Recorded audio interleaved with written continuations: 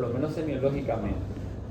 Otra regla clásica de las lesiones de órganos retroperitoneales es la extremada frecuencia de lesiones asociadas, otros órganos también lesionados. Se le agrega mayor morbimortalidad. Y recuerden que el duodeno es una zona anatómica estrecha, fija, por cierto, y elevadísima presión luminal por todos los líquidos que fluyen por el duodeno. Entonces eso le agrega también complejidad a cualquier tipo de reparación. Así como otras estructuras huecas, como el intestino en general, también se dividen en grados de lesión, siendo una contusión sin laceración el grado 1, que no requiere mayor tratamiento de reparación. Pero cuando existen laceraciones de la pared duodenal, va a requerir reparación. Pero esa reparación no es tan simple como era en el estómago. El estómago simplemente hay que reavivar los bordes, suturar y va a funcionar bien. Y cuando me refiero a que va a funcionar bien, significa que va a prender, que no va a fugar, no va a haber filtración de esa sutura, ¿cierto? Ya en el duodeno esa posibilidad es altísima. Por eso que muchas técnicas que no vamos a profundizar aquí tienen la misión de disminuir lo máximo posible el flujo duodenal. Además de reparar la lesión, la laceración, de alguna manera reducir el flujo del duodeno. Una de las técnicas más conocidas es la exclusión pilórica. La exclusión pilórica, como lo dice su nombre, consiste en cerrar la entrada al píloro, hacer una antrectomía, hacer una sutura que va a cerrar el orificio del píloro con el objetivo de que no pase ahí el contenido gástrico para que la lesión duodenal que fue reparada pueda cicatrizar, ¿cierto? Y para eso necesitamos hacer una comunicación gastroyeyunal para que el tránsito pueda seguir funcionando, ¿verdad? En un par de semanas, 4 o 6 semanas, esos puntos que se ponen en el píloro van a abrirse espontáneamente porque se usan hilos absorbibles con esa finalidad, ¿verdad? Para que vuelva otra vez, pueda permeabilizarse y el tránsito intestinal pueda restablecerse como habitualmente lo hacía. Pero en esas 4 semanas que queda ahí disfuncional la región duodenal, ya es suficiente para que esa herida se pueda cicatrizar. ¿Entiendes? Ese es el principio. Otra técnica ahí, utilizaba la técnica de triple ostomía. Esto creo que mencionamos en la última clase. Además de reparar la laceración duodenal, confeccionar 3 sistemas de descompresión duodenal: gastrostomía, yeyunostomía y colecistostomía. Retirar la vesícula y dejar un drenaje en el conducto cístico, eso va a descomprimir el flujo biliar. Realizar una gastrostomía, eso va a descomprimir todo el contenido gástrico. Y una yeyunostomía, que va a descomprimir todo el tubo digestivo delgado. Entonces, de esa manera, reduciendo el flujo intenso del duodeno, entonces vamos a tener chance de que esa sutura duodenal pueda cicatrizar. Una de las técnicas nada más. Otra muy mencionada, sobre todo cuando es una laceración más superficial, una laceración más pequeña, es un parche seroso. Imagínense lo que se hace. Además de reparar la lesión, agarramos un asa yeyunal, llevamos y colocamos la propia pared yeyunal sobre la anastomosis, suturando la serosa del intestino a la serosa del duodeno. Entonces, de esa manera es como poner un parche seroso, utilizando la serosa del propio yeyuno en este caso, ¿verdad? Para que pueda evitar al máximo posible filtrar esa lesión duodeno. Muchas lesiones. Es como un parche de Graham, pero en vez de usar el Piplom, usamos un propio asa yeyunal. Bueno, esos traumas duodenales, es difícil diagnóstico. Generalmente para diagnosticar una lesión duodenal, así como cualquier órgano retroperitoneal, necesitamos de estudio de imagen. Y cuando me refiero a estudio de imagen en un órgano del retroperitoneo, la tomografía de abdomen es la que es mandatoria, ¿cierto? La radiografía simple no aporta muchos datos. En el libro se menciona, como en esta radiografía que está aquí, borramiento de la sombra del psoas y la imagen de un retroneuroperitoneo. Eso es muy imaginativo, no sé si ustedes pueden ver. Lo único que yo veo acá es la propia flecha, ¿verdad? Pero una simple radiografía de abdomen es prácticamente inútil en el contexto de una lesión duodenal. La única clínica sugestiva o lo más sugestivo que podemos mencionar es un dolor en la región dorsal intenso, que no mejora y que irradia en la región testicular. Al tacto rectal, crepitación como si fuera un enfisema, burbujas de aire en el tacto rectal.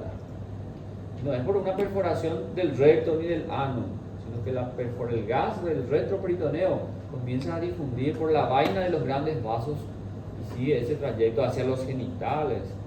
En los varones puede haber enfisema en el escroto lleno de enfisema. Eso ocurre en las lesiones duodenales.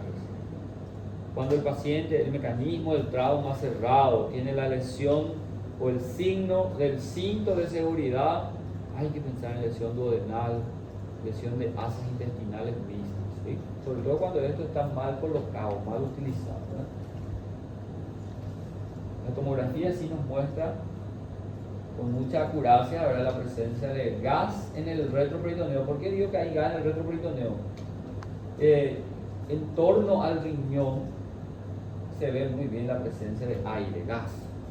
Delimita muy bien la célula renal bilateralmente. Entonces eso me da con mucha precisión que hay gas en el retroperitoneo. Si hay gas en el retroperitoneo, hay una perforación de una víscera hueca en el retroperitoneo, ¿sí? Aquí está una clasificación interesante de las lesiones duodenales que van desde los hematomas, laceraciones y las distintas modalidades de tratamiento que fuimos mencionando algunas de ellas.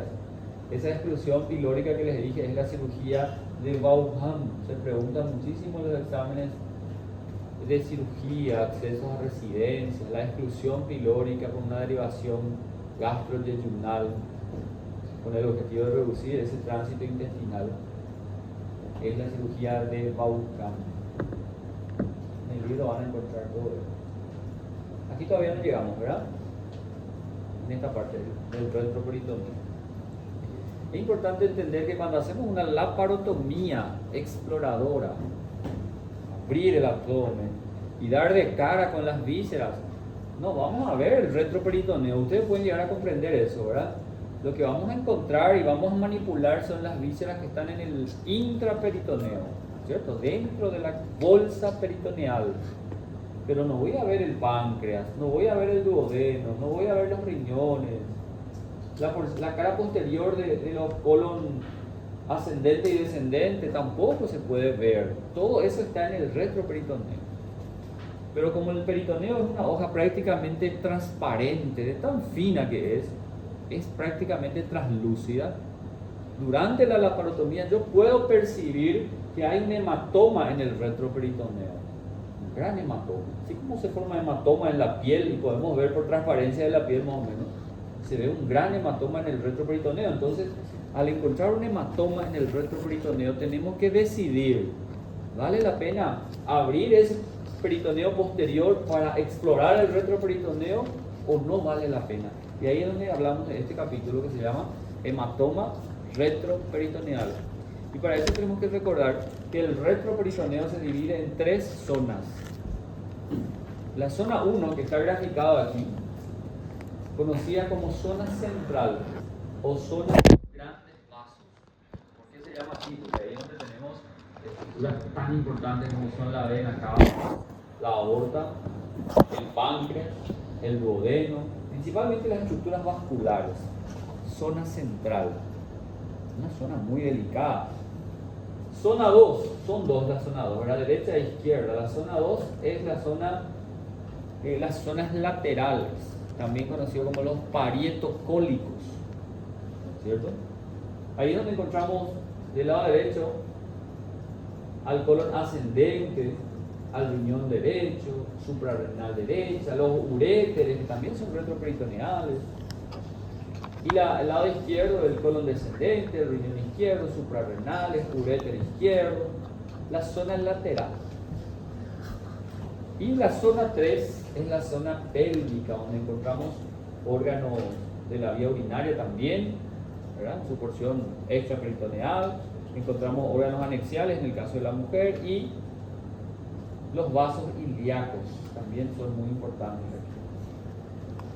Entonces, ¿de qué va a depender la decisión de abrir ese hematoma, de explorar ese hematoma? De la localización del hematoma. Entonces, en regla general, si el mecanismo del trauma fue penetrante, ya sea por arma blanca o arma de fuego, yo estoy ahí en el curso de una laparotomía, encuentro un hematoma, independientemente de cuál zona sea, voy a explorar. Se debe explorar cuando el mecanismo del trauma es penetrante, ya sea por arma blanca o arma de fuego. Explorar ese hematoma, abrir, disecar y ver cuál es la lesión que está generando ese hematoma. Ahora, si el mecanismo del trauma fuera cerrado, ahí la conducta cambia. Y eso es lo que más se pregunta en los exámenes. Si el mecanismo del trauma fuera cerrado y estoy ante un hematoma de la zona central, la regla es que siempre se debe explorar. Siempre se explora. ¿Por qué? Porque es una zona muy delicada, están los grandes vasos. Si hay un hematoma en esta zona, es muy alta la posibilidad de que uno de los grandes vasos esté sangrando, esté lesionado, tal vez esté contenido ahí por el propio hematoma, pero tengo que explorar y tengo que reparar porque eso no va a curarse solo. Perdón.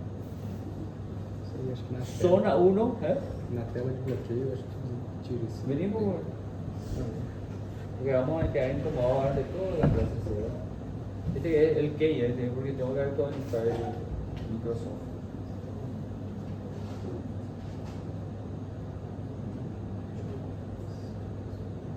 Se está pendiente la actualización porque no puedo iniciar ahora. Senhor quer tirar ¿Bien? Bancário, não?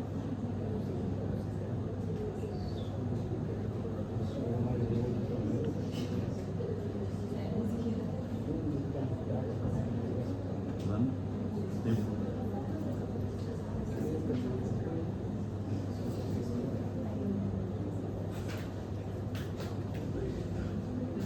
No geral. Não, não tem de pantalla, Ali.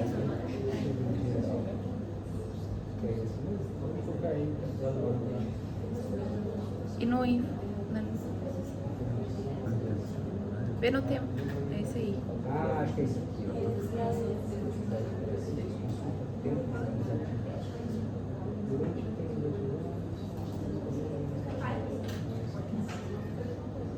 Eu não tô conseguindo aqui, Juliano. Só fechar aqui. Limite todo.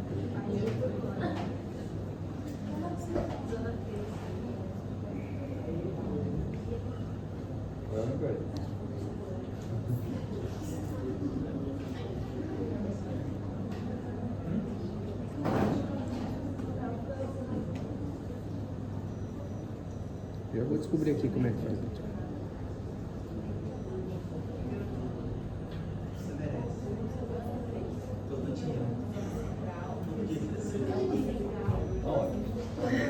Pode repetir a hora que você falou que quando por mecanismos penetrantes se encontra o hematoma, tem que explorar todas as áreas? As zonas? Si es un traumatismo penetrante, independientemente de dónde esté el hematoma, hay que explorar siempre.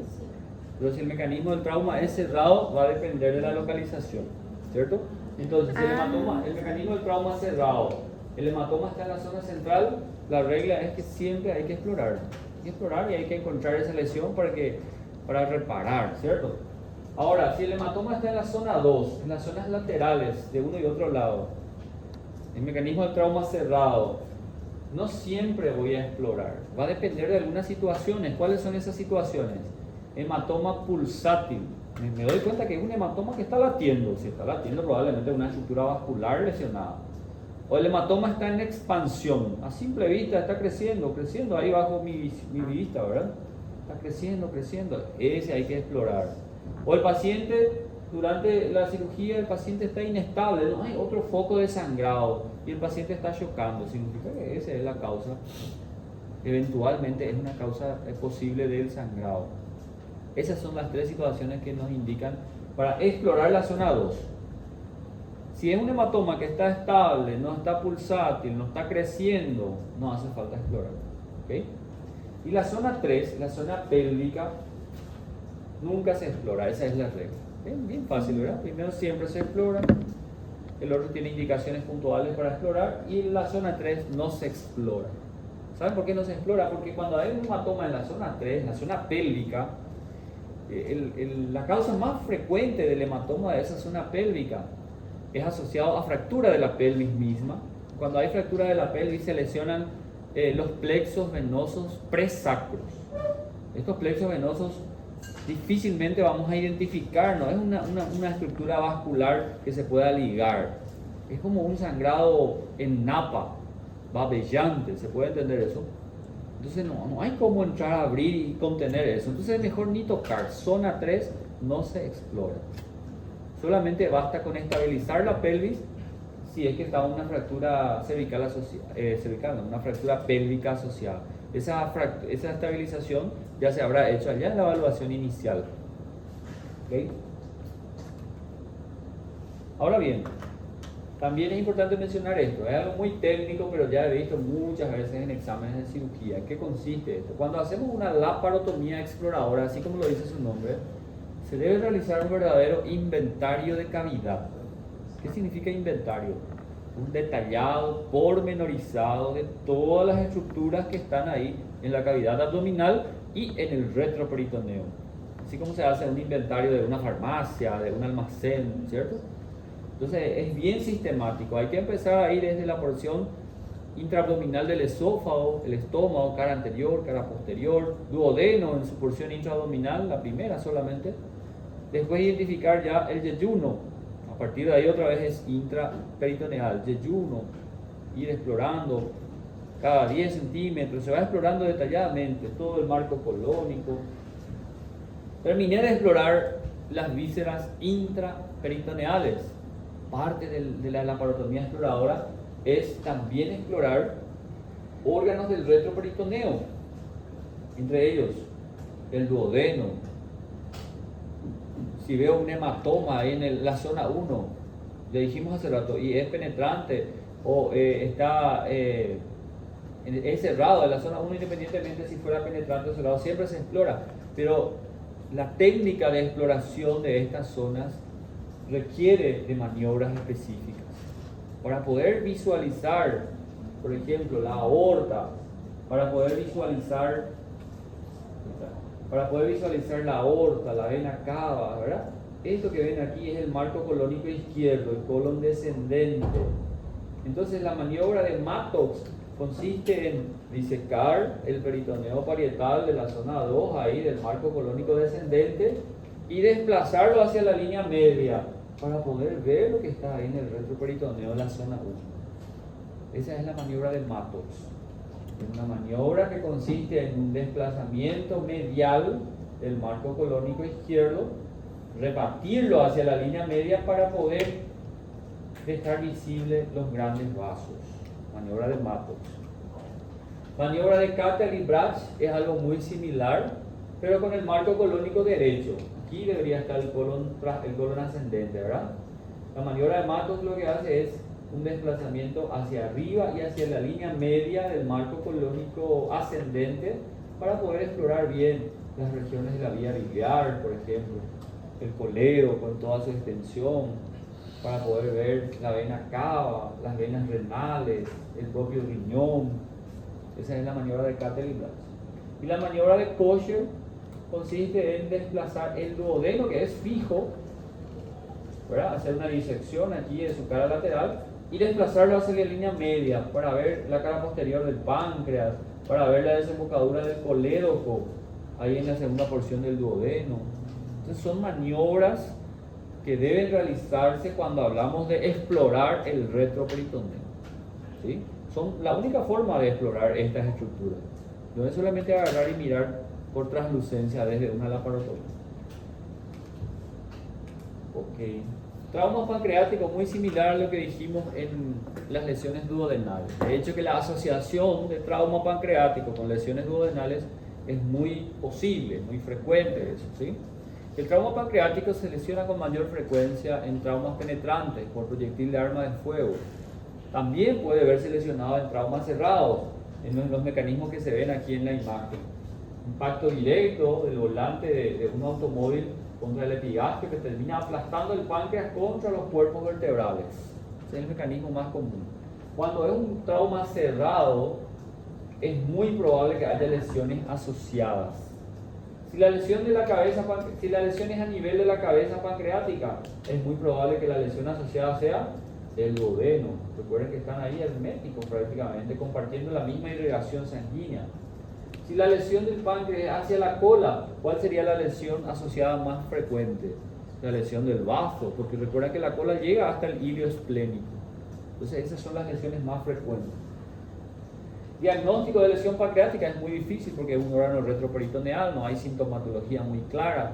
La amilasemia suele estar alterada, pero tampoco es muy específica, así como en la pancreatitis aguda habíamos hablado, ¿cierto? Entonces el estudio de imagen, la tomografía contrastada del abdomen termina siendo el de elección, el que va a darnos la información de una lesión pancreática y el que va a clasificar también la lesión pancreática, ¿sí? Eso es lo que quiere decir. Esta clasificación que no suele ser muy cobrada, la clasificación de Donovan, lo van a encontrar ahí en el libro. Lo que quiero que sepan es que, así como cualquier otro órgano, las lesiones del páncreas pueden ser tan sencillas como un hematoma, y en general, los hematomas del páncreas no requieren cirugía, ¿verdad? Esa información me va a dar la tomografía. La tomografía me va a decir hematoma en cabeza pancreática, hematoma o contusión en el cuerpo cola del páncreas. Si tengo hematoma sin laceración, sin herida en el páncreas, tratamiento conservador. Ahora, tengo laceración del parénquima pancreático, ¿cuál va a ser la consecuencia? Va a filtrar ahí jugo pancreático. Entonces, las que tienen laceraciones van a tener alguna modalidad de tratamiento quirúrgico. La modalidad del tratamiento quirúrgico va a depender de la magnitud de esa laceración y sobre todo de la integridad del conducto pancreático. Una laceración del parénquima, pero sin compromiso del conducto pancreático, no va a requerir más que un desbridamiento de esa lesión y drenar, dejar un drenaje para que cualquier eventualidad de filtración del páncreas pueda salir para afuera, ¿cierto? Las mayores lesiones son cuando existe sección del conducto pancreático. Cuando existe una sección del conducto pancreático hacia la cabeza, esa es la lesión más compleja que podemos tener en páncreas, porque requiere de una extirpación de esa porción lesionada, y extirpar la cabeza solamente del páncreas es imposible sin retirar también el duodeno. Entonces, ¿ante qué cirugía me estoy refiriendo? Lesiones de cabeza de páncreas con compromiso ductal, cirugía de Whipple. Imagínense lo más complejo que puede llegar a ser una lesión de páncreas. Lesión de cuerpo o cola de páncreas con lesión ductal, pancreatectomía corpo caudal. Tengo que sacar el cuerpo y la cola del páncreas. Incluso a veces el vaso también, con esplenectomía o sin esplenectomía, ya depende ya de cada situación en particular, ¿sí? Hoy día esto está cada vez más avanzado. Incluso se está realizando, he visto algunas corrientes bastante buenas y actualizadas. Cuando existe lesión del conducto pancreático, están colocando stents, así como se pone stents biliares en las lesiones biliares, se ponen stents dentro de las lesiones pancreáticas para que pueda cicatrizar, ¿verdad? Tutorizado por ese stent. La tomografía nos da la imagen, nos da el diagnóstico y nos da la estadificación del tipo de lesión, de la complejidad de la lesión. Aquí en este resumen pueden ver todos los grados de lesión pancreática con distintas modalidades de tratamiento, desde una observación simple como en las contusiones. Contusión pancreática, tratamiento conservador, buena analgesia y observación, ¿sí? Hasta las lesiones más complejas, como pueden ver ahí, como la cirugía de Whipple, donde existe una importante laceración de la cabeza pancreática con destrucción ahí de los conductos pancreáticos. Mismo ahí de otra, hay que hacer una cirugía de Whipple.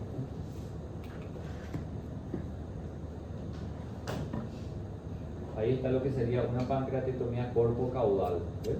Aquí está el espacio donde estaba el cuerpo y la cola del páncreas. Las lesiones del cuerpo y cola con laceración del conducto pancreático, pancreatectomía corpo caudal o pancreatectomía izquierda también se llama, o pancreatectomía distal. Se secciona el páncreas, todo el tejido pancreático que está hacia la izquierda de los vasos mesentéricos, por eso se llama izquierda también, ¿sí? En este caso sin esplenectomía, se pudo conservar el vaso, siempre que se puede conservar el vaso. Otras veces también va a ser necesario incluso esplenectomía. Traumatismos del intestino delgado, colon y recto, o sea, en general traumatismos de vísceras huecas, de las asas intestinales. Ahí vamos a hablar un poco de cada apartado, de cada parte del intestino por separado. Primero, intestino delgado, asas intestinales delgadas. Hay que tener ese principio de que cuanto más cerca del ángulo de Treis, más presión, más flujo también, ¿verdad? Por decirle, los primeros 15 centímetros del yeyuno es prácticamente el mismo flujo que el duodeno, una lesión alta, una lesión de alta presión. Pero en general las lesiones del intestino delgado son bastante nobles, igual que el estómago. Son intraperitoneales, la sintomatología es muy clara. El paciente con una perforación de intestino delgado va a tener signos de peritonitis, va a tener una semiología muy rica. Signos de peritonitis va a motivar la cirugía, la laparotomía, y dentro de la cirugía las conductas también son relativamente sencillas. Si hay una contusión nada más, un hematoma de la pared, no es necesario hacer nada, solamente, ¿cómo se dice? Solamente registrar la lesión en la técnica de la laparotomía, ¿verdad? Registrar el hallazgo. Por más de que no voy a hacer ninguna sutura, nada, en el hallazgo tiene que estar lesión de asa delgada grado 1, contusión, a 20 centímetros del asa fija, a 20 centímetros de la válvula duodeno-yeyunal. Pero cuando hay laceración, entonces eso requerirá tratamiento quirúrgico, va a requerir sutura. El intestino delgado es muy noble. Generalmente resecar los bordes, reavivar los bordes y suturar la lesión, con eso basta. ¿Okay? Si hay lesiones múltiples, muy cercanas, mejor resecar ese segmento afectado y hacer una anastomosis en la misma cirugía. Básicamente esas son las lesiones y esas son las tácticas quirúrgicas suficientes cuando se trata del intestino delgado. Hoy día la tendencia y la recomendación es no realizar ileostomía. O sea, siempre hay que reparar una lesión de intestino delgado, ya sea sutura primaria de la lesión o resecar y anastomosar, pero siempre reparar. Solamente será necesario abocar el intestino delgado en lo que sería una ileostomía o yeyunostomía, dependiendo de la localización. Solamente será cuando el paciente está hemodinámicamente inestable. El paciente está chocado. Entonces no puedo hacer anastomosis. ¿Por qué no puedo hacer anastomosis? ¿Por qué le parece? Algunos tal vez dirán por el tiempo, porque toma mucho tiempo hacer una anastomosis. El paciente está chocado, no va a aguantar. No, está bien, no es solamente eso. Lo más importante es que un paciente chocado, que por definición es hipoperfusión tisular periférica, significa que su cuerpo chocado está priorizando los principales órganos. No hay mucha circulación periférica, no hay mucha circulación a nivel de las asas intestinales. Si yo hago una anastomosis intestinal en un paciente chocado, no va a llegar suficiente sangre en esa anastomosis, no va a funcionar esa anastomosis, va a filtrar y va a tener como consecuencia una peritonitis intestinal. Esa sería la única situación donde se podría hablar de hacer ileostomía. ¿Okay? En todo lo demás hay que tratar de reparar, a menos que estemos ante una cirugía de control de daño, que vamos a hablar también al final de esta clase. Un concepto que tienen que conocer. Imagínense lo que significa cirugía de control de daños. Como un protocolo quirúrgico que se decide realizar en un paciente que está grave, está crítico. Estamos hablando de pacientes muy graves. El paciente fue arrollado por un tractor, por un camión, múltiples traumatismos. Está chocado el paciente. Ni siquiera es necesario ponernos a pensar, ¿será que tiene conducta de laparotomía? ¿Será que tiene indicación? No, ese paciente está crítico. Si no hacemos nada se va a morir. Si entramos en quirófano a tratar de salvarlo, puede ser que muera también. Pero en fin, ya estamos en quirófano. Está con acidosis, está hipotérmico, está con disturbios de electrolitos. Paciente gravísimo. Entonces, en ese caso, nosotros vamos a decir, vamos a hablar al final de la clase, bueno, vamos a hacer una cirugía de control de daño. Cirugía de control de daño significa que no vamos a entrar con la intención de resolver definitivamente nada. El hígado está destrozado, tiene laceraciones. Yo no voy a entrar con la finalidad de suturar el hígado, de ligar la arteria que está sangrando. Mi finalidad va a ser ir a colocar packing, compresas encima de la lesión. Encuentro múltiples perforaciones intestinales y yo estoy en el contexto de un control de daños. Yo no voy a ir a hacer anastomosis, ni siquiera ileostomía. Voy a agarrar clamps similares a esos clamps que se usan en pediatría, los recién nacidos, clamps umbilicales, ¿ya vieron, verdad? Entonces lo que voy a hacer es comenzar a clampear el intestino en las porciones proximal y distal de un sitio de lesión, por ejemplo, con el objetivo de evitar que se derrame más contenido a la cavidad. Pero no tengo tiempo de reparar nada, ni siquiera de confeccionar una ileostomía. Control de daño significa detener la hemorragia y evitar más contaminación de lo que ya hay. Tengo un tiempo límite ahí de 45 minutos. En 45 minutos el paciente ya tiene que estar en terapia intensiva. Yo no resolví nada, pero controlé la hemorragia y la contaminación. El paciente pasa a terapia intensiva por un periodo de 72 horas aproximadamente. Si sobrevive, si el terapista, que tiene un intenso trabajo ahí, revierte todos los quilombos que pasó en el paciente, la acidosis, la hipotermia, la coagulopatía, si el paciente sobrevive de eso, se vuelve estable, después entramos otra vez en cirugía, después de 2-3 días, y ahí sí, con un paciente ya estable, vamos a hacer las anastomosis intestinales, vamos a mirar otra vez la lesión hepática para ver si es necesario dar puntos, coagular. Eso es control de daño. Como una cirugía rápida con la finalidad de evitar más hemorragia, evitar más contaminación, pero no con la finalidad de resolver definitivamente el... Entonces, en ese contexto, si tenemos lesiones intestinales múltiples, en el contexto de control de daños, no vamos a hacer anastomosis, ni siquiera ileostomía. Pero me refiero cuando es trauma de abdomen puro, solo en el abdomen, y encontramos lesiones de intestino delgado, siempre tenemos que tratar de reparar. ¿Okay? Eso es el intestino delgado. Ahora, cuando se trata del colon, intestino grueso, tener en cuenta que el colon es mucho más contaminado que el intestino delgado, ¿verdad? El contenido es puramente materia fecal, lleno de gérmenes, productores de gas.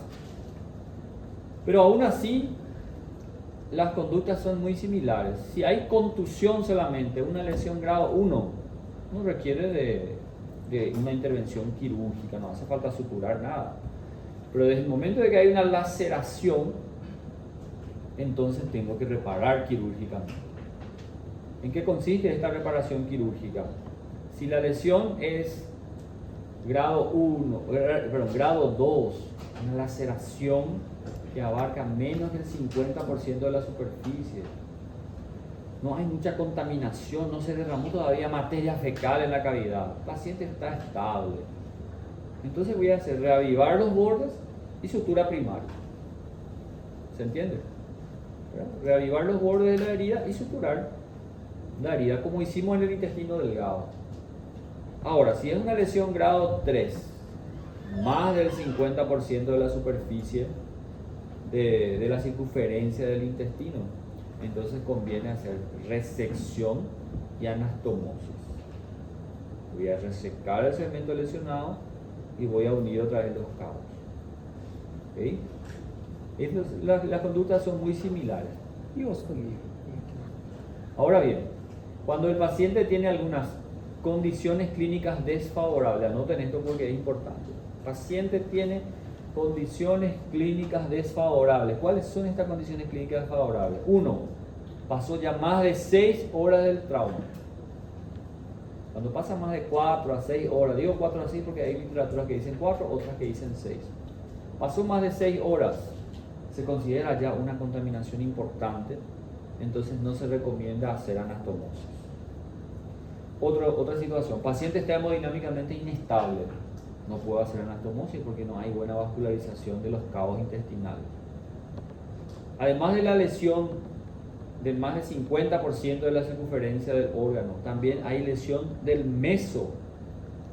mesocolon, de esa porción lesionada. Otro criterio desfavorable que no me permite hacer anastomosis primaria. Entonces, en todas estas circunstancias, otra situación, el paciente ya recibió varios volúmenes de sangre y tiene un tipo de sangre raro el paciente. Entonces tampoco puedo hacer anastomosis. Todo eso porque afecta la posibilidad de que pueda prender esa anastomosis. Puede filtrar, si filtra, ¿qué es lo que va a filtrar? Materia fecal, peritonitis fecal. Puede ser mortal para ese paciente. Entonces, cuando el paciente tiene estas condiciones clínicas desfavorables, ¿qué es lo que voy a hacer? Voy a resecar el segmento intestinal afectado, voy a cerrar el muñón distal y voy a abocar una colostomía terminal. ¿Cómo se llaman estos tres pasos que acabé de decir? Cirugía de Hartmann, los mismos pasos de la cirugía de Hartmann. Resecar el segmento lesionado, cerrar el muñón distal y abocar el muñón proximal en forma de una colostomía terminal. ¿Verdad? ¿Por qué? Porque tiene condiciones clínicas desfavorables. Hay algunos criterios y algunas literaturas que dicen en forma bien práctica: colon derecho se puede intentar reparar, como dijimos hace rato. Colon izquierdo siempre hacen cirugía de Hartmann porque está mucho más contaminado. Pero las literaturas más actualizadas no hacen diferenciación entre derecho e izquierdo, sino que tienen en cuenta esas condiciones desfavorables para decidir hacerlo. ¿Sí? Vamos con lesiones del recto ahora. ¿Qué tiene la particularidad del recto? El recto tiene una porción que es intraperitoneal y una porción que es extraperitoneal. ¿Verdad? La porción superior del recto es intraperitoneal y por tanto la lesión del recto intraperitoneal se maneja de la misma manera que acabamos de decir en el colon.